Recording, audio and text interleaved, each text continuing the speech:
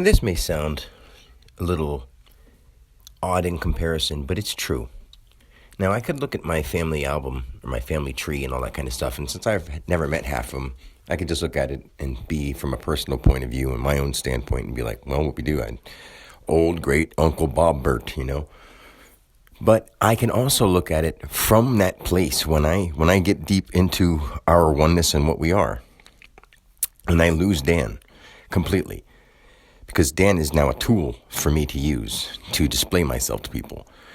Beyond that, when I'm in that place, and if I was looking at the family tree or the photo album then, I would be crying and I would be feeling it and relating to it and being it, experiencing it in a way that no one can understand. Which is cool and all. That means I could be close to my family, but in the same way, I could look at someone else's family album, and if I was in that same oneness place, I would feel the same exact thing without any separation. And in the same way, I can get that same feeling in that oneness state from a lake, a tree, looking at the grass, sitting in the yard, looking at the sky, even if it's rainy or snowy or sunny, it doesn't matter. All I have to do is just there's a spot in my brain that I can sort of like put my eyebrows up. You put your eyebrows up, close your eyes, put your eyebrows up, and let them like sort of feel relaxed, but keep your eyebrows up. And then sort of like pull your brain down. I mean, you don't have to try it, but I'm just saying that's something I do, and it works. I mean, it's like along with the breathing pattern and all this kind of stuff. But either way, I feel that same oneness when I'm there.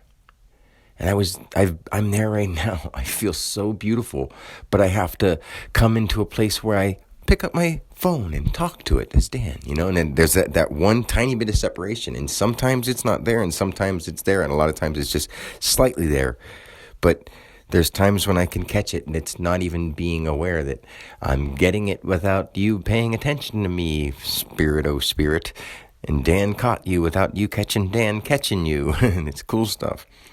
But that oneness that we all share, if only others could truly feel it this way. And I know that because if I didn't feel it that way, I wouldn't say this all the time. I wouldn't feel this way all the time.